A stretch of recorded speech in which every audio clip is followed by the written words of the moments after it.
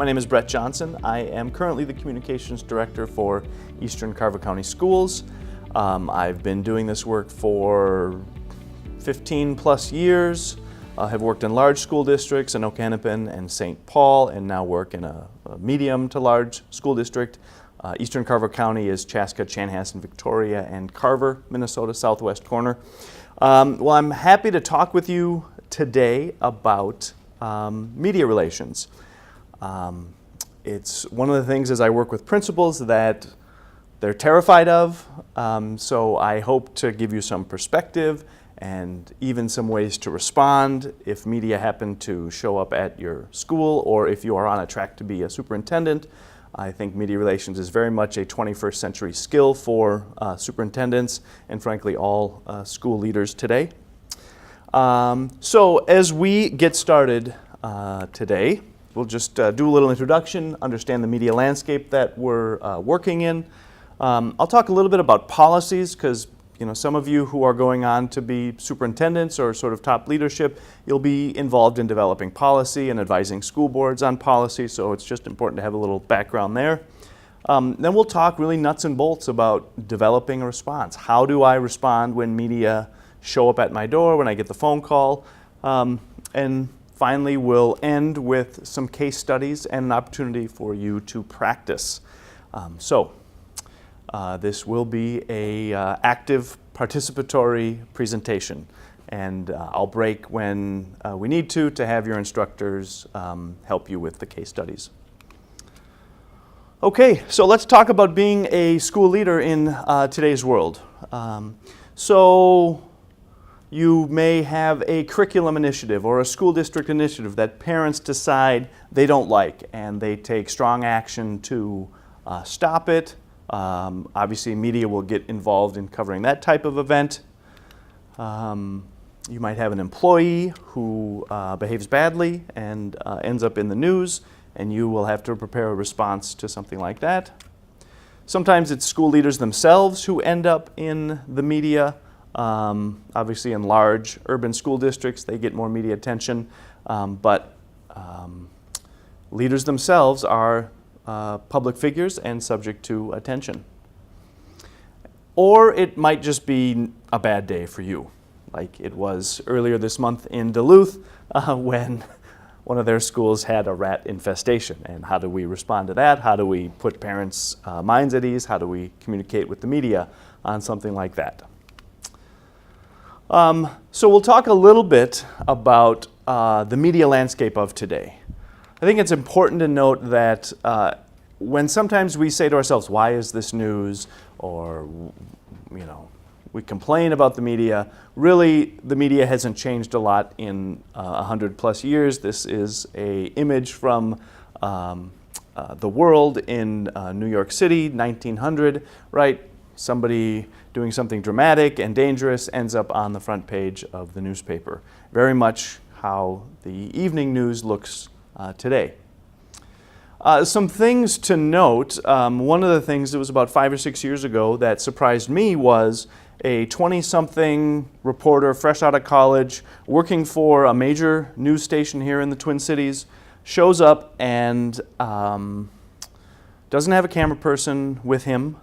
He pulls the camera out of the back of his hatchback, pulls the tripod out, did all the video, covered everything, actually interviewed me on camera, and then when it was time for the reporter, him, to be on camera, he set the camera up and turned around and stood in front of it. And it just showed me that newsrooms are not spending a lot of money on journalists these days, and it's very easy and cheap to get into the media. You just need a computer and an internet connection, basically, even on your smartphone. Great video capabilities there. We see it with YouTube bloggers. So very easy to create a platform for yourself.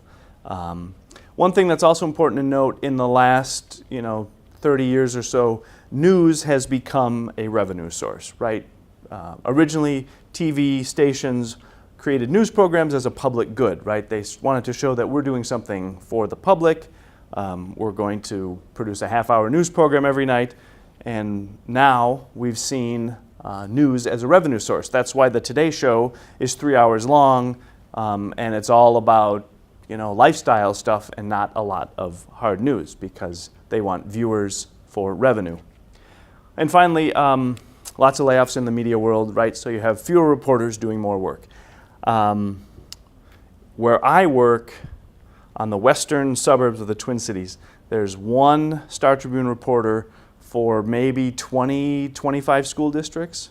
I mean, so how do you expect one person to really follow the proceedings in 25 school districts? Very, very much overworked and often underpaid folks in the media.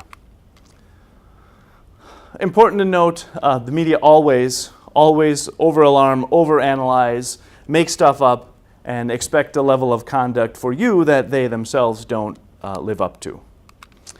And so as we think about the evening news, we often start with the worst stuff, right? Mugshots, something is on fire, somebody got shot, who knows what. It's just not stuff that is beneficial to us or helping us live better lives.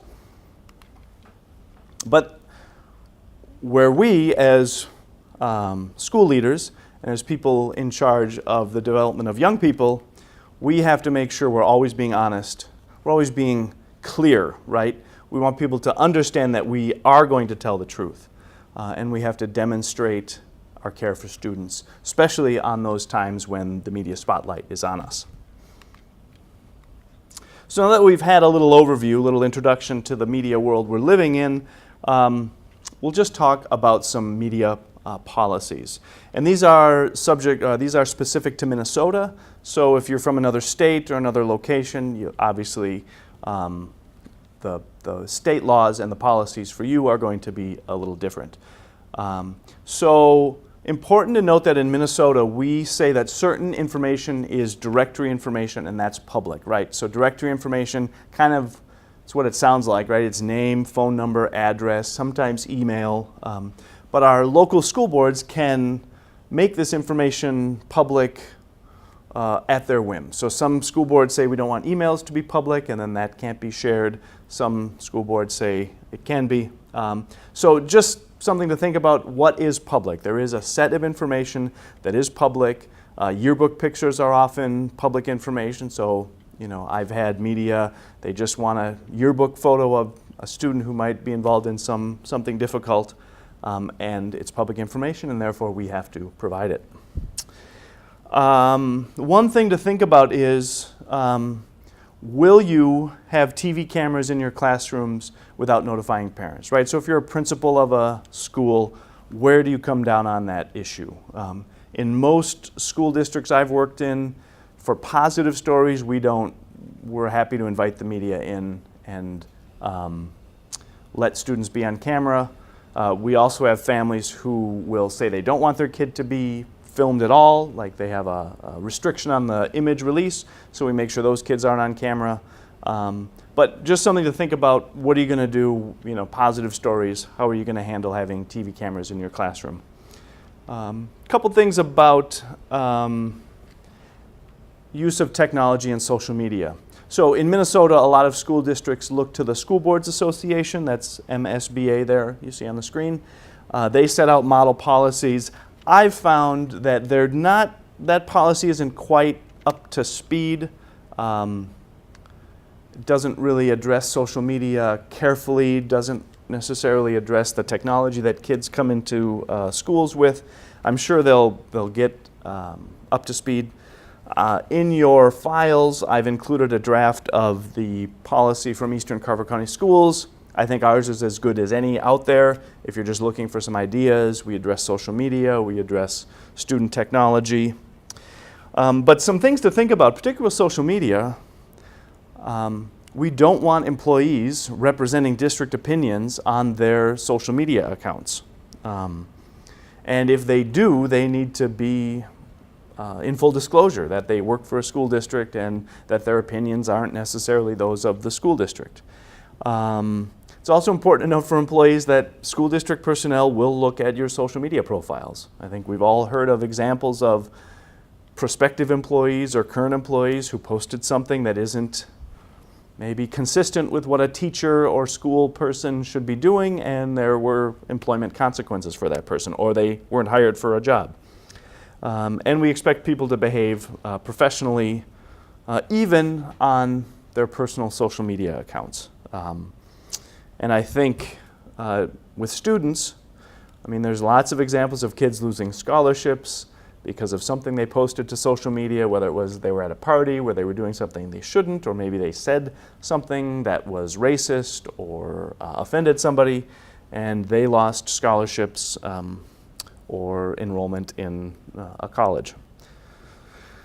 Something else to think about smartphones, and really talking to students ahead of a crisis. So this is a picture from the local newspaper, Chaska Herald, about 5 or 6 years ago. We had a lockdown. There was no real threat, but somebody did call in a threat to the school that caused us to go into lockdown. So of course all the kids did what they were supposed to do, but they had their cell phones on them, and one student from her hiding spot snapped a picture here of a police officer with a semi-automatic weapon, and then that's the image that people see about our lockdown, right? So something very frightening, very scary, as opposed to having a little more control of what we would present to the media about this incident. So talk to students about they shouldn't, in a crisis, they shouldn't be tweeting their location or posting on social media their location, taking pictures like this. In our district, we tell kids, if there's a lockdown, we want you to communicate with your parents, but don't share any specific information, right? We want parents to know from their kids that they're safe.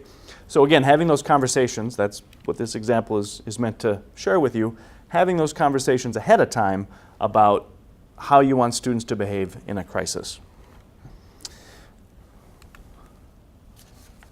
Couple of other key media policies. So in Minnesota, we're known as a sunshine state. We have very open government data. And in Minnesota, we say all government data are public. Very few exclusions.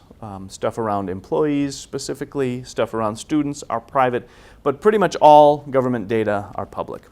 I've worked for superintendents who didn't understand or didn't like that and tried to find ways to get around it. Very, very difficult in Minnesota to keep things, work documents, budget drafts, all that stuff, that's all public. And if a reporter knows it exists and the reporter asks for it, we have to provide it. Another thing to think about are public right-of-ways. And this, I think, this example I'm going to show now is pretty much the standard for what scares school people on how the media will interact with them. So this is a few years ago involving a charter school that I don't think is open anymore, but the example is very solid on how media will behave on a public right-of-way. This is a charter school which is geared toward Muslim children, was under review by the State Department of Education for teaching religion in public school. The state handed over its findings yesterday, and after several of our phone calls were not returned, our crew went to the school in Inver Grove Heights for an interview. Our crew was then confronted by school leaders. Here's Chris O'Connell. It had an innocent start, school children mugging for our camera. Then watch the left side of your screen, the school's executive director, Assad Zaman, trying to rip the camera from photojournalist Kevin Bubak. Chris! The picture goes to black, but you can still hear Bubak screaming for help.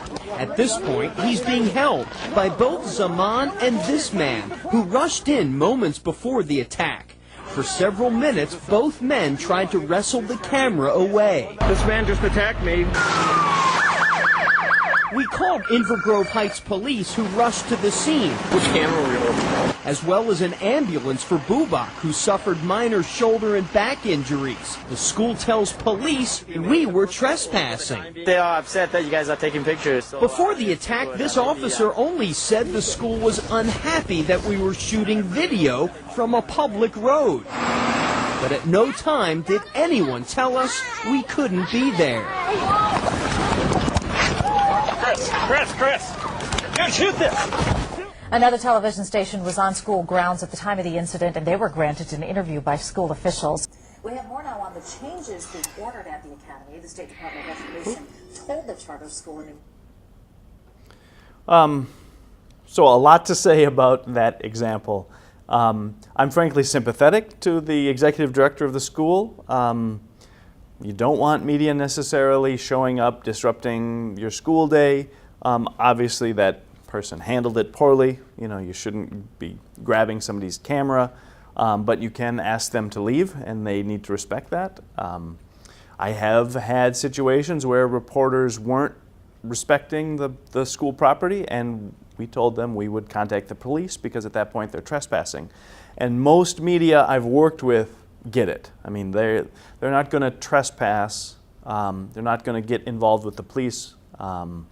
So generally, it's like any situation. We ask politely, and then maybe we're a little more firm. And then if somebody's really not listening to us, then we'll tell them we're going to get the police involved if we need them to leave our school grounds. Another thing is with this type of situation where there was a charter school that was under investigation, it's a good idea, and I'll talk about this a little later, it's a good idea to have a plan, understand that situations that might not be in your control but that are involving you, you should have some key messages, you should have some messaging ready to go so that you can say something to a reporter, even if it's something in writing. You don't necessarily have to be on camera, just so you can be prepared for those situations. And in this situation, yep, they were under investigation. They knew that they would have to answer some questions about what they were doing at their charter school. So it's just, again, goes back to preparation. Looking here about should we talk to the media, right? So when should we do that? Obviously, when we have good news, we want to share that good news, share that with our families.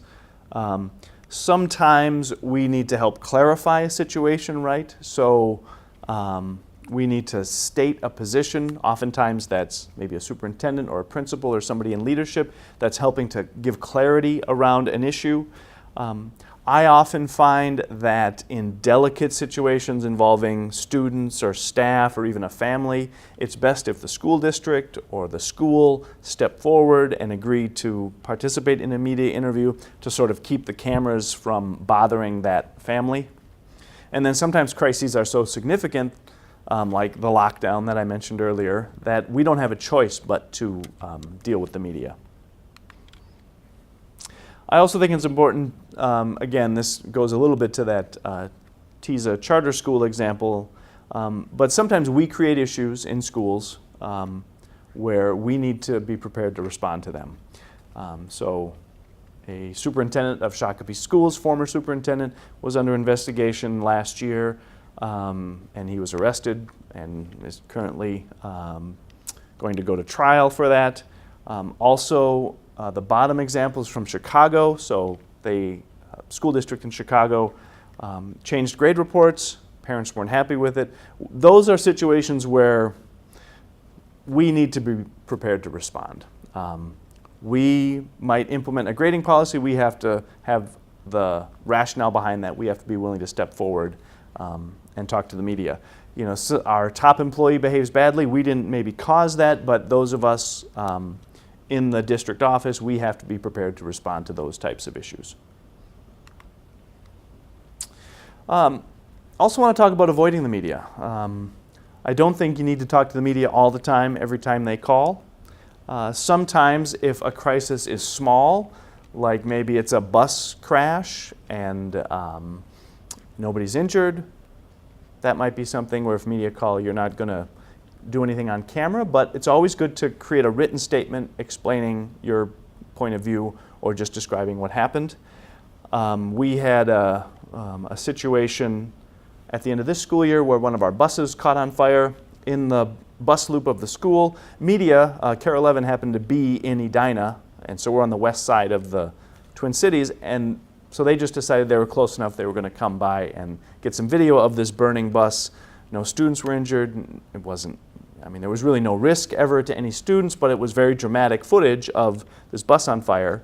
But that was a crisis where I didn't want to talk to the media. I didn't think we needed to, but because they were showing up on our school, on our property, I had to respond. Oftentimes, you'll have media go on fishing expeditions. And for example, I think it was last year, maybe 2 years ago, when transgender bathrooms were kind of the big raging topic in the media. The Star Tribune a couple of times called districts all around the Twin Cities and just said, hey, what are your policies? I got pulled into that one time, another time I didn't respond, and they're not looking to, they don't really care what you're doing. They're just sort of doing a roundup of what do school districts around Minnesota, what are their policies around a particular issue, particular topic. Sometimes we don't have anything to add, right? So if it's a situation where it kind of falls under the crisis is small description there, but if there's really nothing that we're going to add to a situation, oftentimes a good example is if like a student might be arrested outside of school on an issue that doesn't involve school, but because the student attends our district, media will call us asking for comment. Well, that's not a school issue, that's a police issue, that's a justice system issue. It doesn't really have anything to do with school as long as no other students are involved, that type of situation. So we don't have anything to add, and I've gotten very good at just saying, nope, it's not our issue. Sorry, you'll have to talk to the police. And to avoid needless controversy. Again, I think that the transgender bathroom example, right? We don't want to get pulled into a controversy where it's really not about our district, it's more about a social issue where people are taking sides. So trying to avoid media in that case. However, again, this pertains to Minnesota, but we have very strong, as I mentioned, access to government data, right? So if the media ask us for particular data, we have to provide it. One example of a fishing expedition that we had to provide, this was, I think last year, it was KSTP. They never did a story about it. But there's a company called the District Management Council. They're an East Coast consulting firm. They charge a lot of money. And so KSTP was looking at districts that had used District Management Council services. So, they found out that we had used them in a very limited way. So they wanted to see copies of all of the contract information, all the emails between district leadership and DMC, District Management Council leadership. But important to note, the reporter was going to come to the school district to view all of those records on site, so he didn't have to pay any fees for photocopying any of that. He would just take pictures on his phone of anything that was pertinent. He ended up scrapping the story and we didn't have to go through with that, but we were obligated to provide that level of detail. He actually wanted emails between the superintendent and other district District Management Council leadership. And in Minnesota, we're obligated to provide that data. One thing to note too is we don't have to create data, right? So if a reporter is looking for test score data, well, if we've created a series of charts that we're going to give to the school board, yes, we have to provide those charts to the media if they request it. But if we don't create that data, we don't have to manipulate or change the data at a reporter's request. We can just meet the request. What data are they asking? Does it exist? And provide it to them. All right, so let's go into what happens if you actually meet a real live journalist while you are on your job.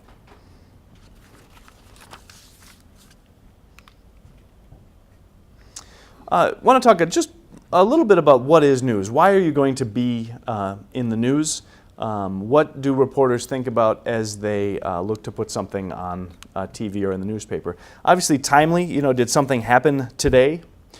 Impact, who does it affect? There was a situation a few years ago that I dealt with where there was a report saying that helmets, a certain brand of helmets used in football, youth football, they weren't as protective as other brands of helmets. So obviously the impact here was, student safety, student health, And so we had to respond to a series of requests around what brands of helmets do we use, how often do we refurbish them, all that type of stuff. Proximity. So where I work is in Chanhassen. Prince was our neighbor, and so when he passed away a couple of years ago, our school district, a couple of our schools got pulled into the media coverage simply because Prince was our neighbor and because he donated to a few of our schools. Drama. Again, I mentioned the bus fire that I dealt with at the end of this school year. Nothing to say about that. It's just dramatic footage of a bus on fire. Prominence, right? So another situation I dealt with was a principal who was arrested a couple of years ago.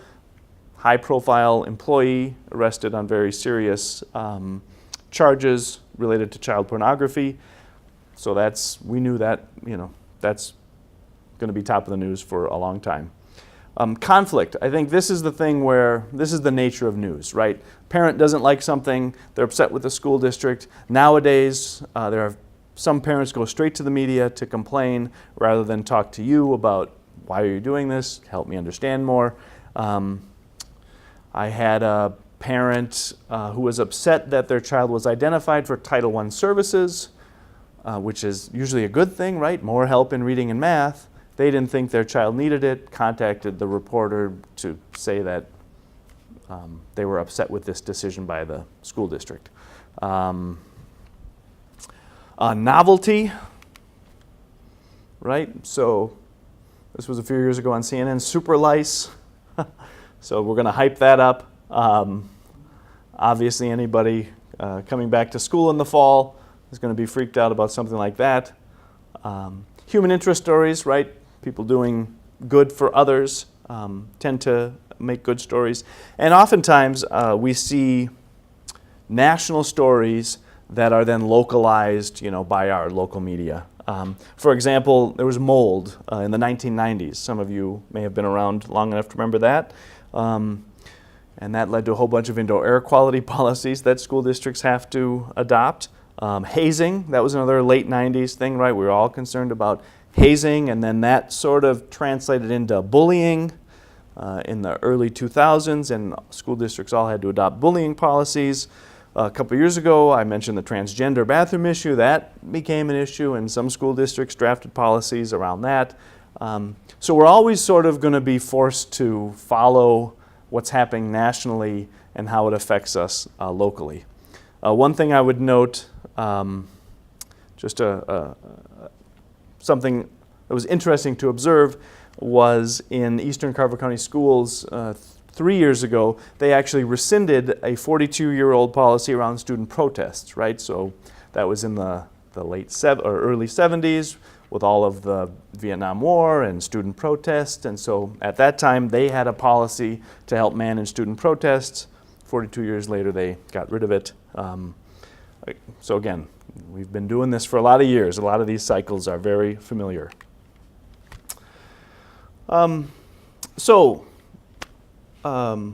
Working with reporters. Reporters today want to be first. They don't want to be right. When I first started doing this presentation, I would say reporters try to get it right. Not anymore.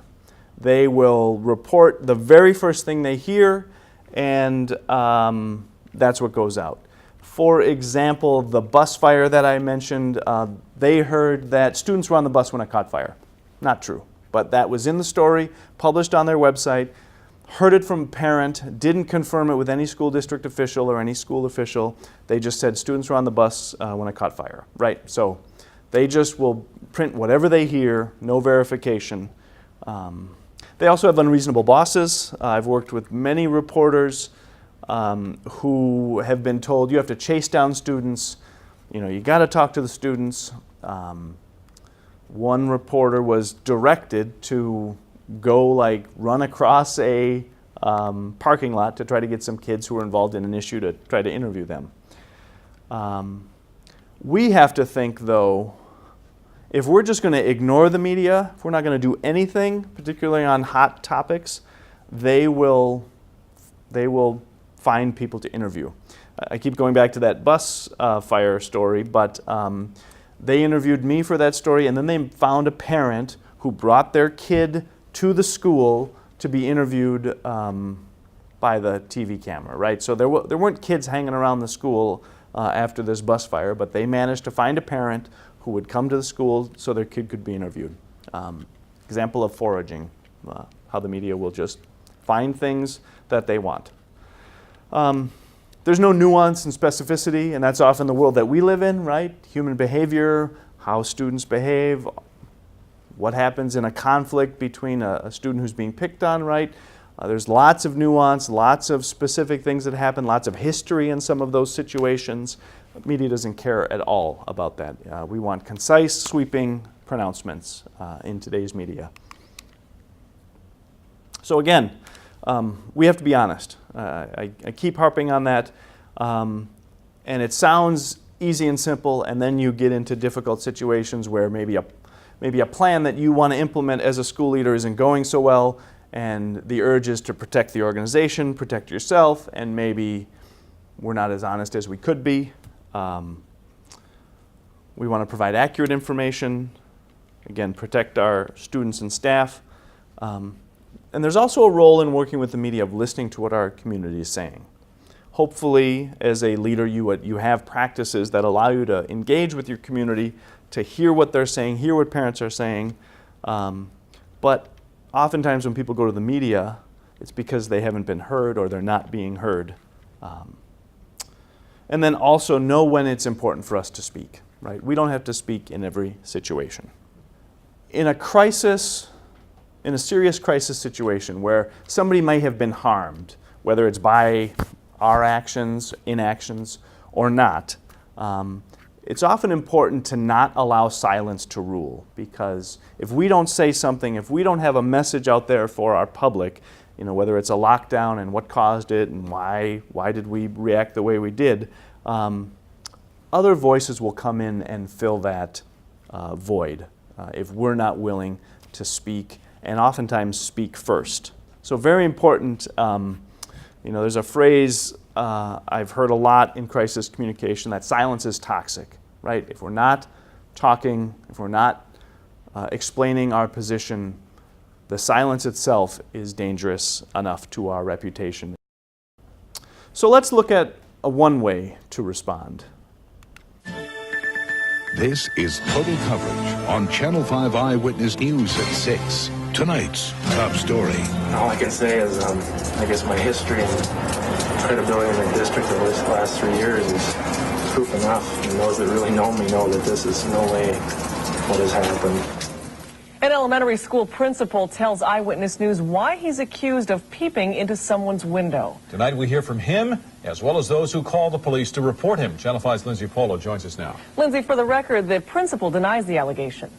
Callie, Kevin Thompson tells me he didn't peep into the window of one of his school children, but eyewitnesses say that's exactly what he did. The principal is on paid leave while police and school officials try to figure out who's telling the truth. Hi, with Channel 5. Wondering if we could talk to you for a few minutes. People that really know me and know I'm not capable of meaning what they say, and it's gotten way out of hand, and I can't believe it. Kevin Thompson faces one misdemeanor count of interfering with privacy. Police say on the night of March 6th, a neighbor saw the school principal looking into this homeowner's window. He had his face right up to the window. He was not scared at all. Alan Johnson called police. He says Thompson tried to hide from officers behind these trees and then ran from them. They discovered the elementary school principal hiding underneath this deck of a nearby house. I asked Thompson what unfolded that night. So, did you look in the window? No, I looked in no window at all. And I told the police that many times. I walked by a window. Thompson told me he was working late at Wilson Elementary School and noticed a group of juveniles defacing the building and smoking. He says he followed them to the neighborhood, hoping to get their license plate number. That's when police approached and questioned him. I was totally panicked. I mean, I've never been arrested or given a ticket in my life. I was pushed down on the ground, handcuffed in the snow, facing the snow. Since then, he's been on paid leave.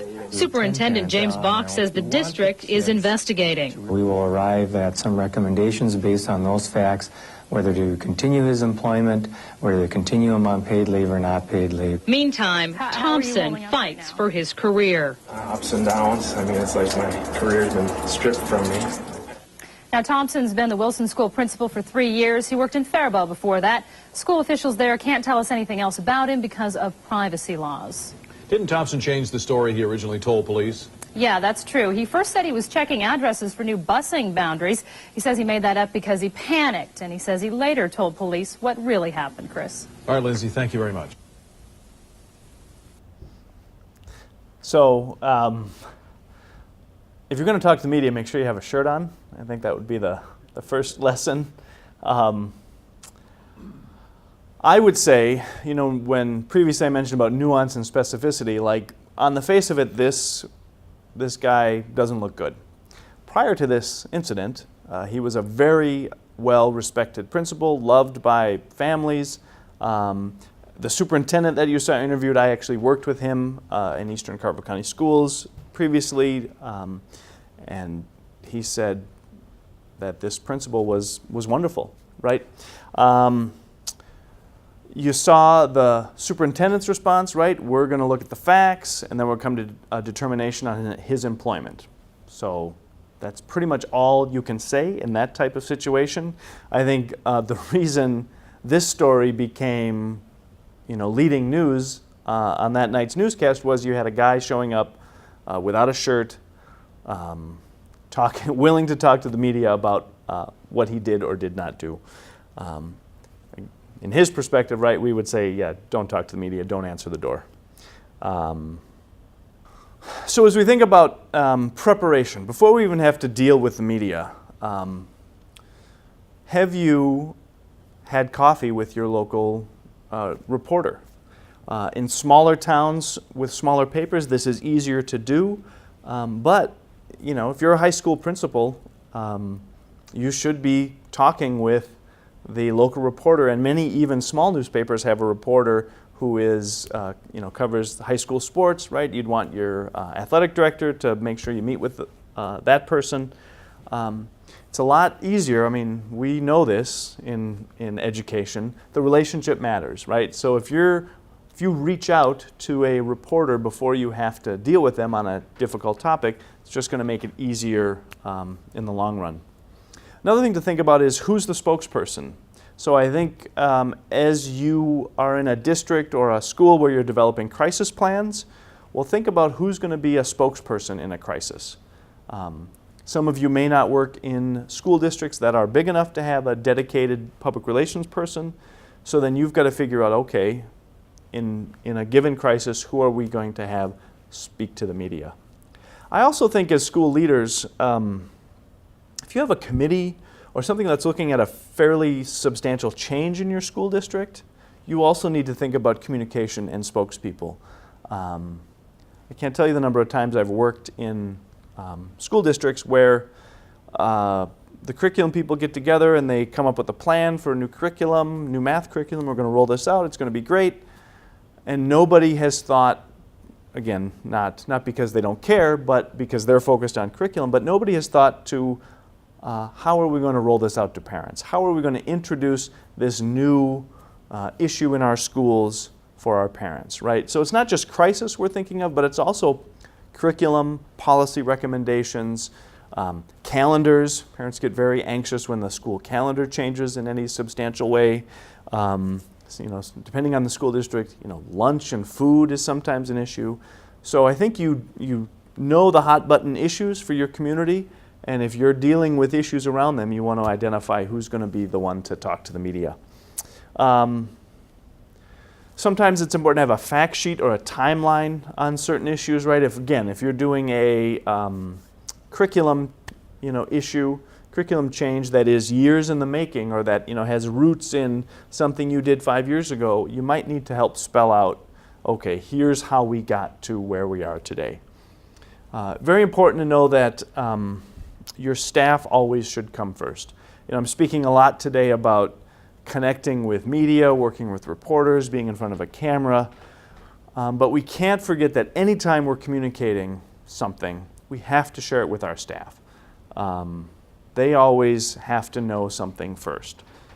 So I probably will only say that a few times in this presentation, but that is actually very, very important, that what we share with our parents and our public has to be shared with staff. And I would also say practice, right? So you have crisis plans.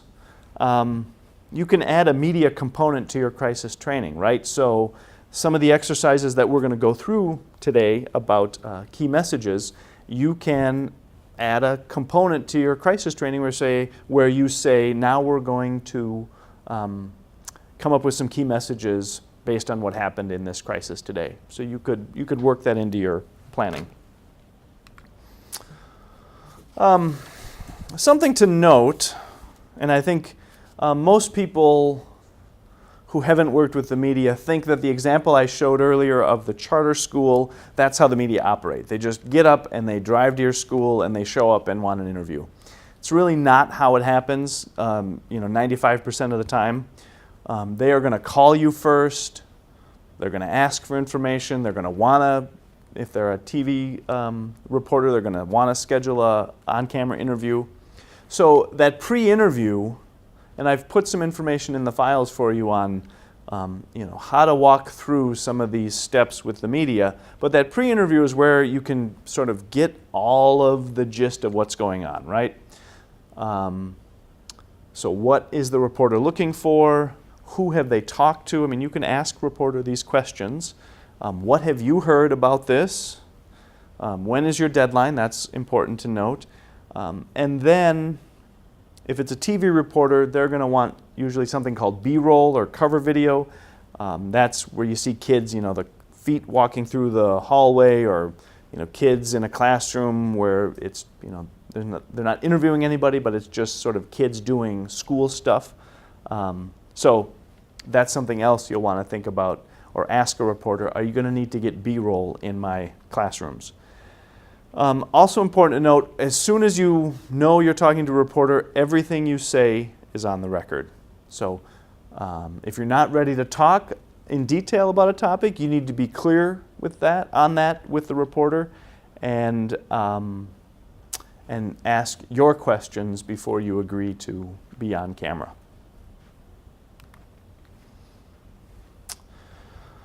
If you decide to be on camera, or if it's a situation where you cannot avoid being on camera, couple of things. Again, you'll find more in the documents I've provided for you. But plan for the worst questions, but also prep for the basic questions. I have noticed over the years that even as I've worked with the media, I think about all the difficult things I'm going to ask about, and the first thing the reporter says is, tell me what happened today. And I'm, okay, how do I answer that question, right? I've dealt with a major crisis. How do I explain quickly what happened today? And it can throw you. So some of those basic questions being, well, tell me what happened today, and at the end of an interview, is there anything else you'd like to say? Those are two questions you can always expect. If you're on camera, think about where you want to have the interview. You are in charge of where you want the reporter, what you want in the background. All of that is under your control, as well as agreeing to be on camera.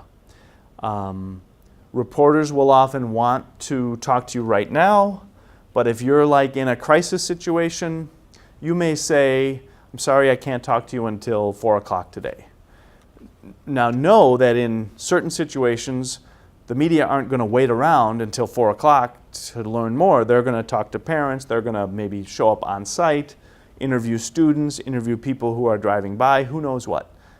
So you do control the timing, but in some cases it might be better to talk to the media early rather than wait. One thing on location, I keep going back to this bus fire that happened about a month ago. But when they set up the interview with me, they wanted to have the burning bus over my shoulder. And I said, no, let's have the camera face a different direction. You could put the school building behind me, right? Because I don't want that image associated with me in an interview, a burning bus. Bridging techniques, I have a worksheet in there that gives 2 or 3 dozen different bridging techniques on how do I respond to a question, bridge to what I really want to say. We'll get into a little bit of that with some examples here. Also important to note, your mic is always on, right? So I can't tell you the number of times you're on camera, a reporter clips a mic to you, and they do the interview, and then they say, okay, I'm just going to go check something. They walk away. I'm talking with the cameraman who is talking to me about the incident in a very casual, friendly way, but I'm still mic'd up. I'm still being recorded. So if I was to say something that I didn't want to say, or I let my guard down, that wouldn't be good. The big secret, and I think those of you who maybe have a theater background, oftentimes it isn't as important like that you nail every single word in your statement. It's that you look confident, you look intelligent, and you can string together a sentence or two that makes sense, but it's really you're projecting that confidence. You're maybe in some situations projecting empathy. It's how you appear more than how you than what you say. And I've seen studies repeatedly over the years that 93% of what people take from a media interview is how you look. And like another 6%, 5% is how you sound, and then 2 or 3% is actually what you say. People don't remember the actual things that you say. I bet when you think back of that principal with his shirt off, you can't remember a specific thing he said, but you remember he showed up at the front door with his shirt off. And what did that convey to you about, whether he is guilty or not? A couple of examples. Let me just walk through this real quick. This is the 2001 NSC stand-up memo. This is the 2009 memo. And then this one is I've got the 13 here as well, or the 2017 rather, right here. This is the language that consists of the national security team, the director of the Central Intelligence, and the chairman of the Joint Chiefs of Staff, as statutory advisors to the NSC, shall also attend NSC meetings. That is the identical language in 2017 as it was in 2009 when Obama drafted his. Verbatim, identical. The makeup of the Principals Committee from 2017 is exactly as it was in both 2017 as it was in 2001. 100% identical, except we add the word also. I think it's pretty clear. Okay.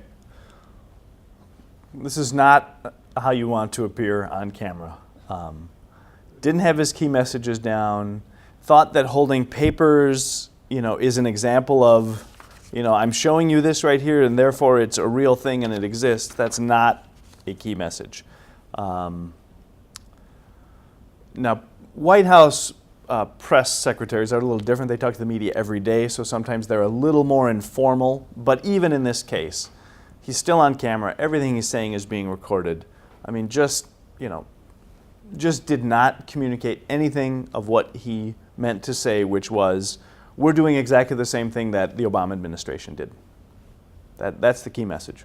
So now we're going to take a look at a clip of former President Obama, and I think regardless of your politics, we can agree he was a very effective communicator.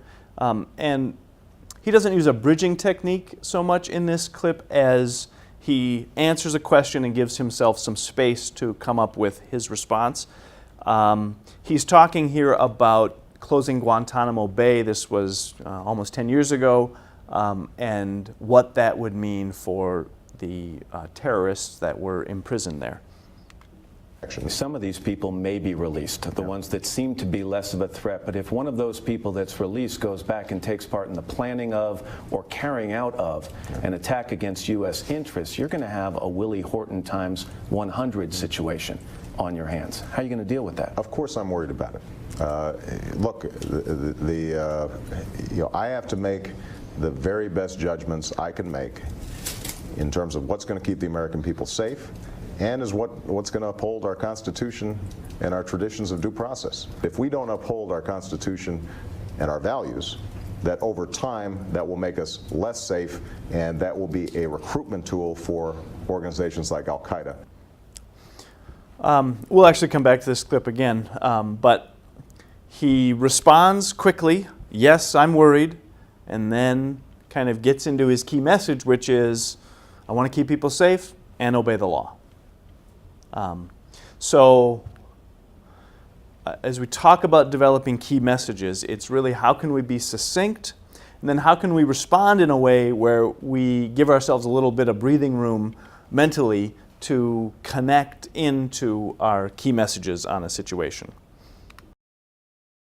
Key messages. So I think key messages mean a lot of different things to people. I worked for a superintendent once who wanted 8 pages of key messages. That's not key messages.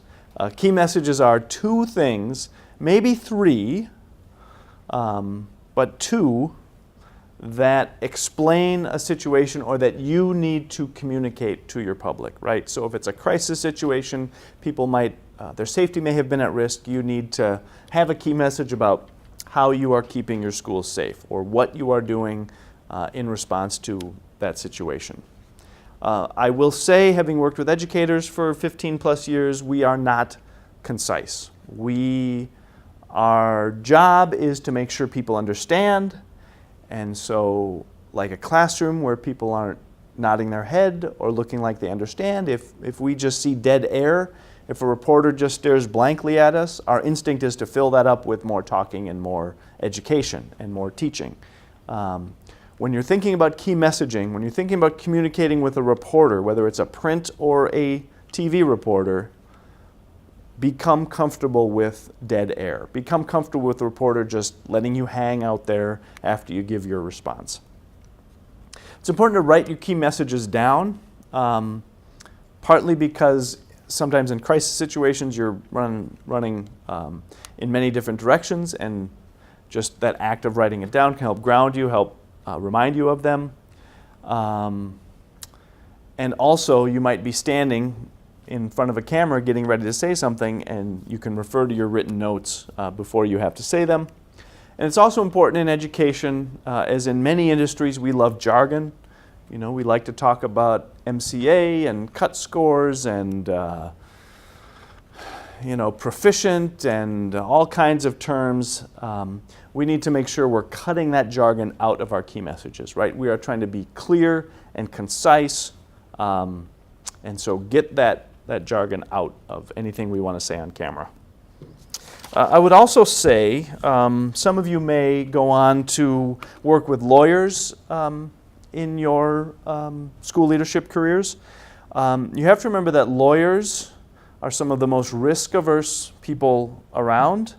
They are hired to protect you from certain liabilities.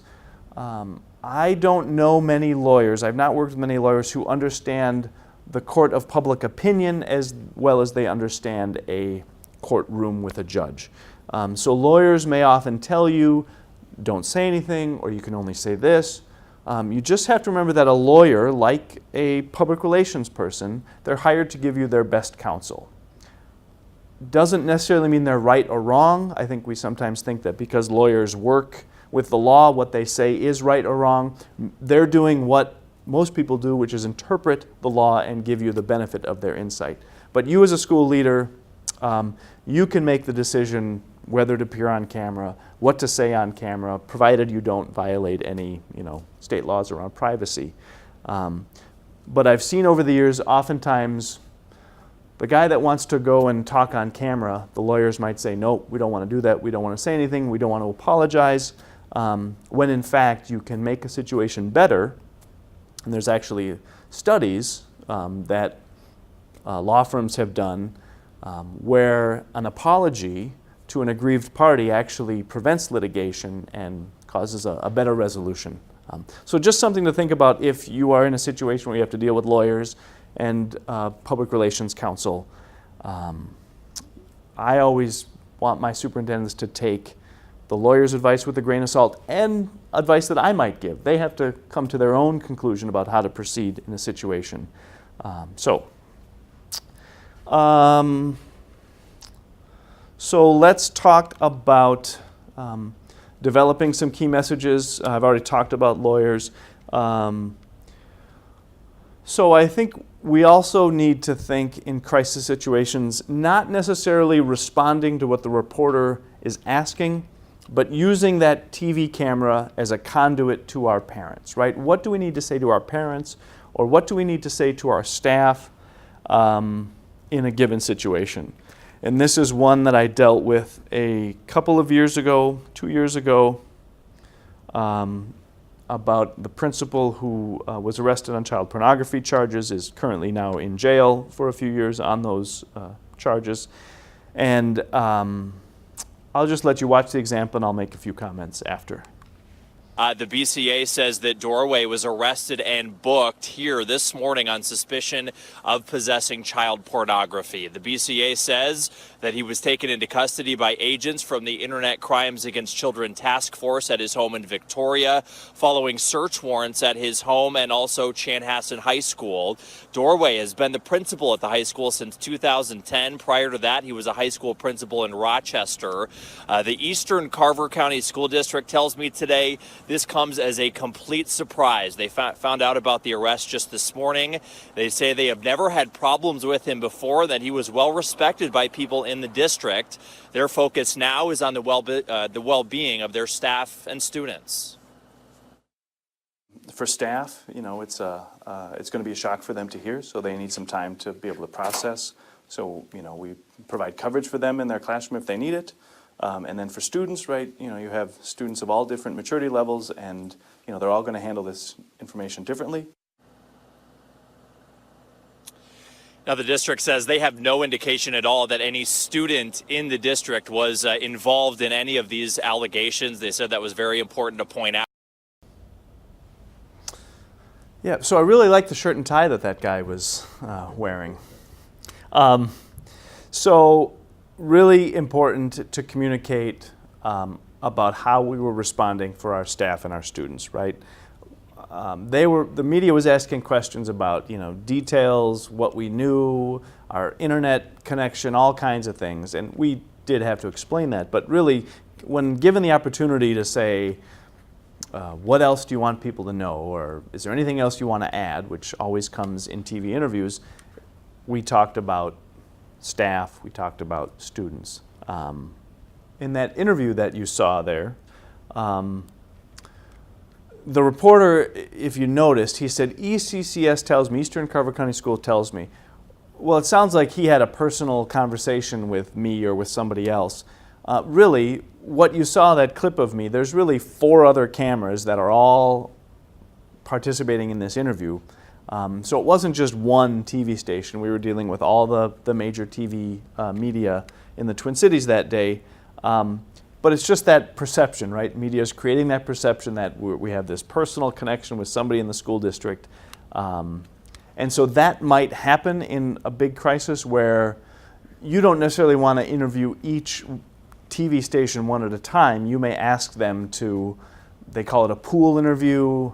You might do a press conference where you invite everybody in and set up a table, and then you have multiple people make statements. In this situation, it's what's called a pool interview, where, you know, the 4 or 5 cameras just line up and you just talk sort of to each question as you get them. Another key messaging, the Trump administration really provides some good examples for communicators these days. So what's been in the news for the past 2 weeks is the separation of migrant children from their families. You know, one thing I would note here is the first day that this sort of had any traction in the media was April 6th. And that's when the Attorney General said there was going to be a zero tolerance around migrant people, migrant families coming to the United States. It actually got traction around late May, early June, when some congressional leaders started looking into what exactly was happening. So really, you had about 2 months for the administration that could have developed some key message. They could have sort of come to some agreement on what is it that we're doing, why are we doing it. They could have anticipated all the questions that they would have received on this policy, which is controversial. But instead what we saw is The Attorney General first says it's required by law. A month later, uses a scripture verse to back up his rationale.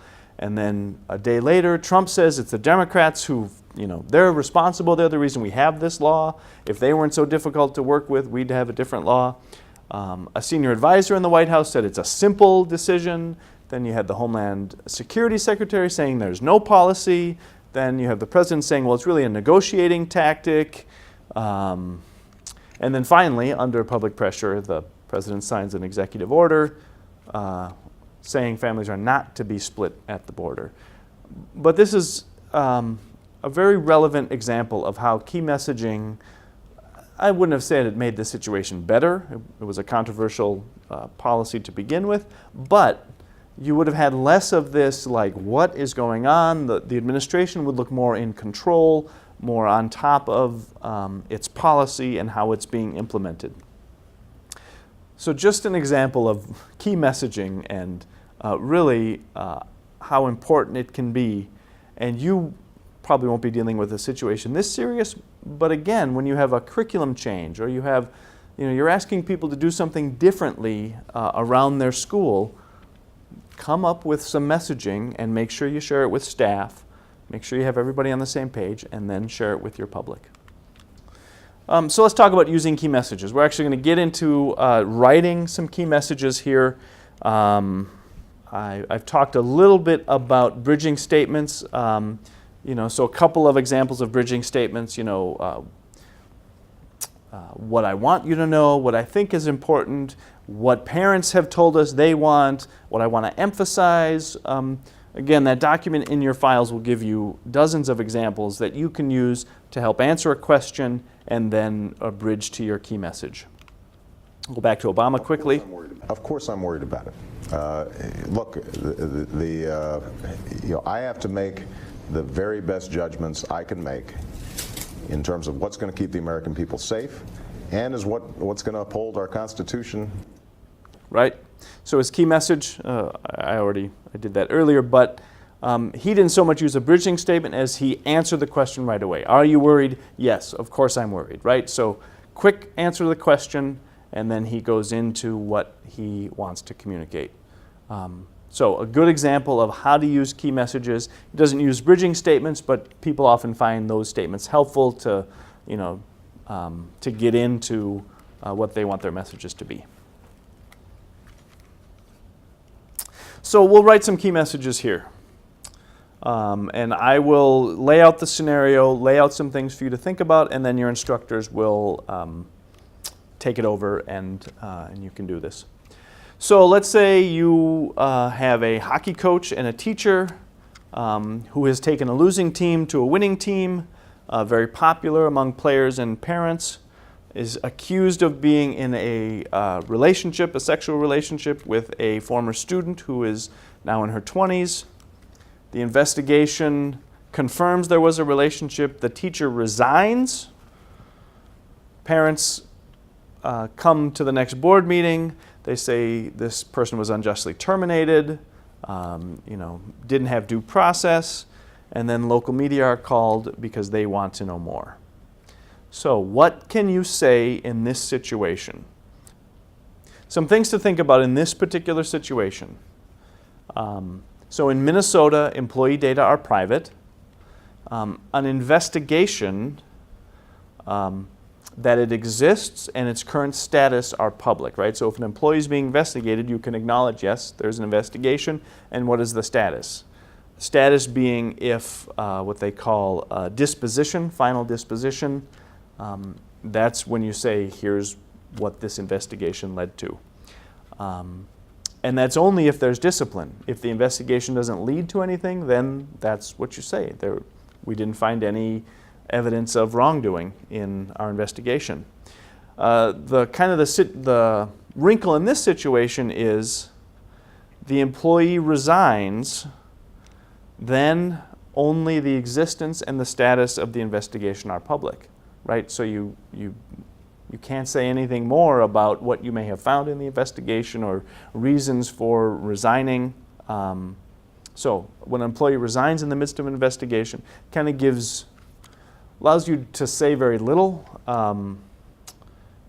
So I will turn it over now to the instructors.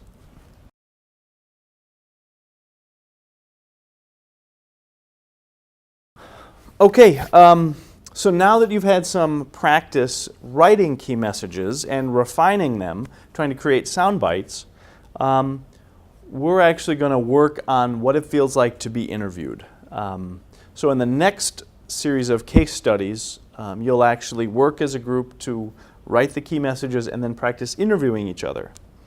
And so what I would like you to think about, again, people with theater backgrounds, this is a little more comfortable for them. But oftentimes when we're standing, we don't know what to do with our hands, right? We're being interviewed. What do I do with them? So if you can just stand with your hands at your side, that's usually the best.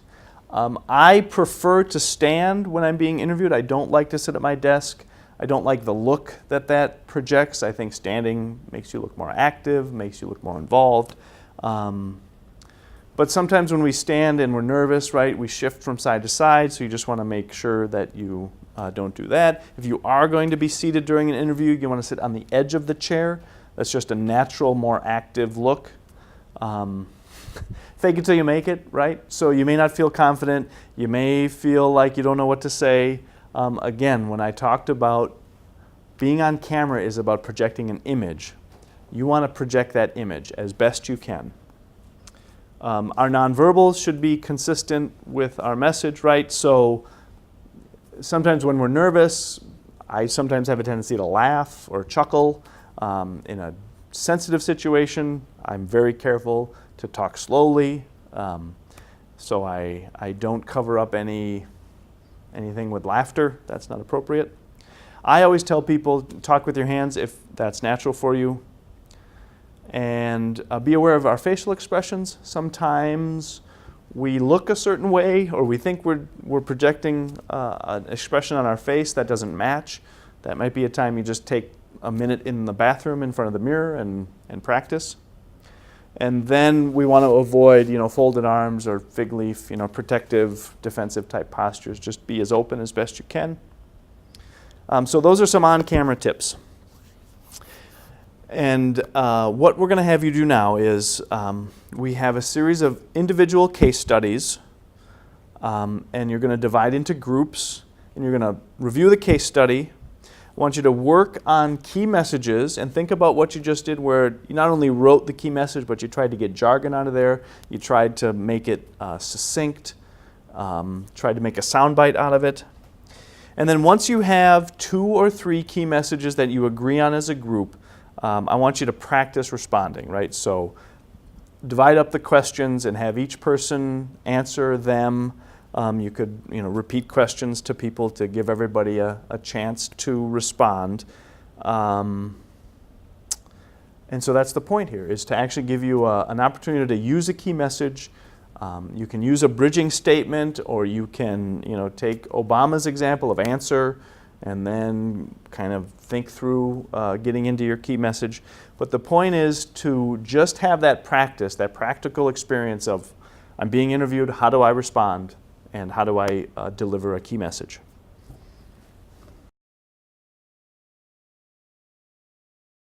Well, I hope that exercise was instructive, and I'm sure the instructors were just fantastic. Unbelievably great. Yes. Let's move on a little bit to some scenarios where there isn't a spokesperson. It is okay. We've talked a lot today about being in front of the camera. I think many of you, if you're in a smaller school district or just from your comfort level, you will want to deliver a written statement. And we had a scenario 3 or 4 years ago in Eastern Carver County Schools where we didn't have a spokesperson through the whole issue. This was what we call a talker. Like, it's a classic water cooler. Did you hear about this? It was on talk radio. And what happened was the dance team from Chaska High School and I think 3 other high schools, they thought the high school in Faribault had stolen their dance routine. And so when it came time to as the winners were announced, all the dance teams come together.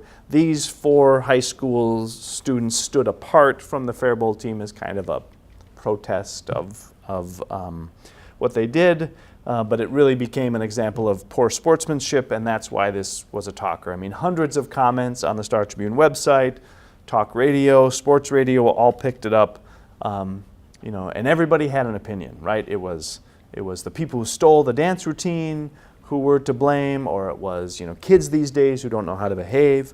We made the decision early on because it was 4 school districts that were sort of the people who were committing this issue. Because it was 4 school districts, it was difficult to identify any one as clearly behaving the worst. So we felt like, well, we don't need to step out on this and talk on this.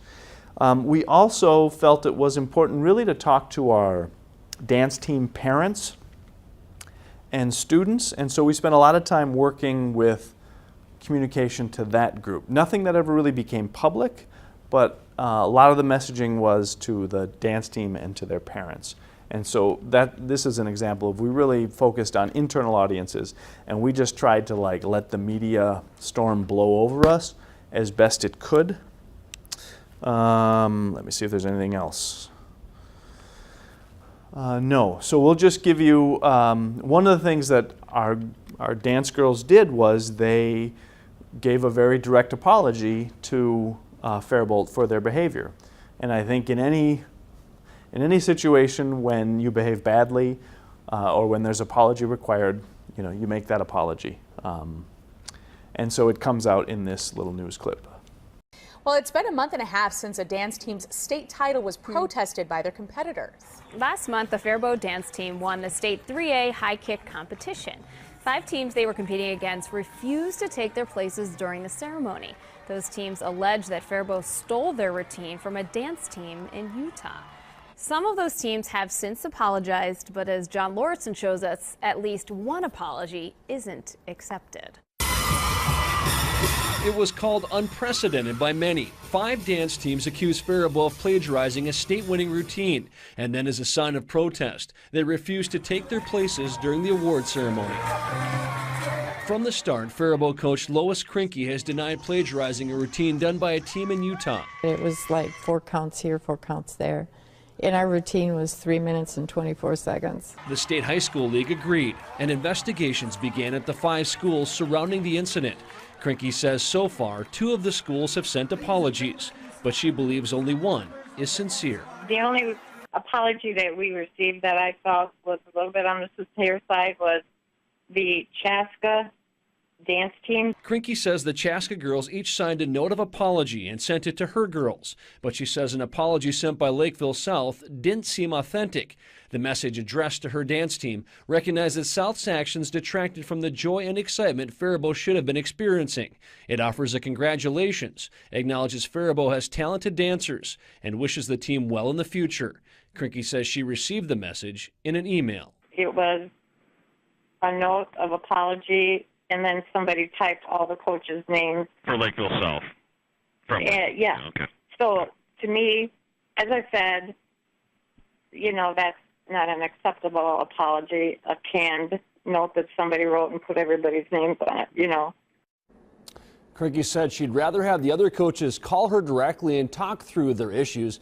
In an email sent to us, Lakeville South said written reprimands were also given to all employees who were involved in the award ceremony incident. So this has kind of obviously been ongoing here quite a bit. Investigations are still ongoing at some of these schools, and the high school league will review them, and they can decide if more action is necessary. So we'll see what happens with all of that. All right, stay tuned. Yes. Thanks, John. You bet. So here we had a story that was 6 weeks on. The story should have been dead, but now, because the way that apologies were given and interpreted, we have yet another round of media hits on this type of story, right? Again, how we respond to issues often determines whether we're going to continue to be in the news or not. Let me close here by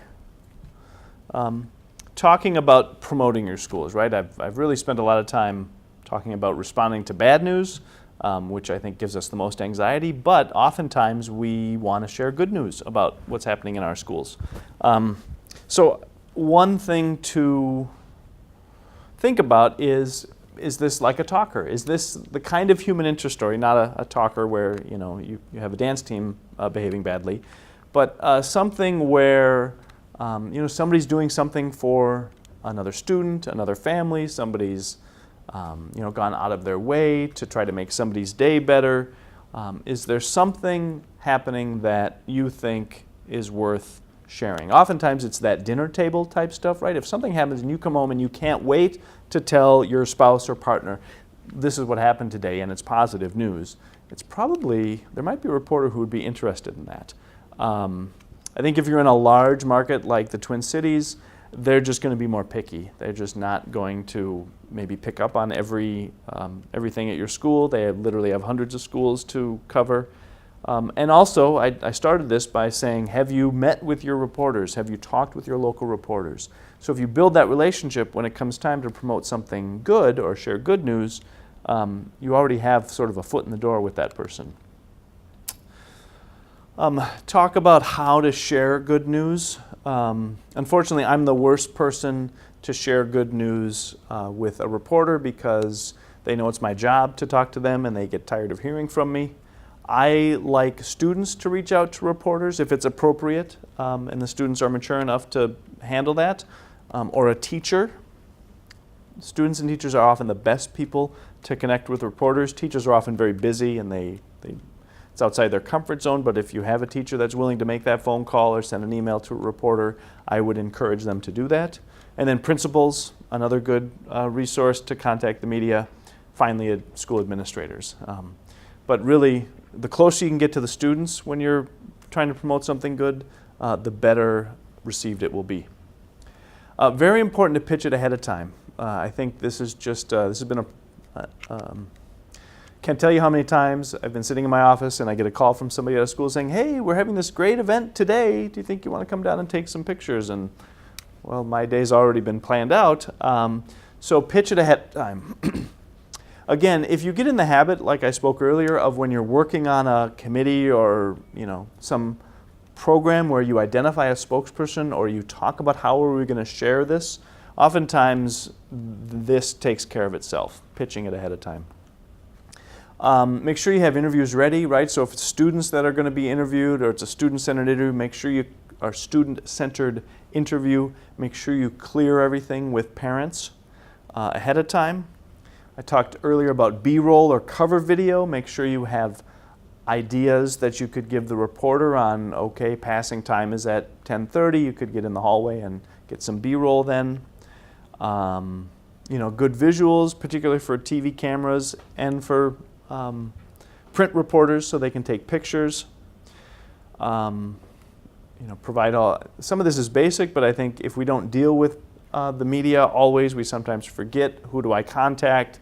Where should reporters go? Maybe you're having an event that's off-site, you're doing some kind of field trip event, so just make sure all of that information is clear. And you really have to try and try again. If you're in a large market like the Twin Cities, you're just going to have to get to know the reporter and maybe contact them multiple times, and eventually they will pick up. Persistence really pays in dealing with the media. So thank you. I enjoyed this virtual presentation with you. Feel free to contact me if you have any questions, you have anything you want to discuss. I'm happy to talk that over with you.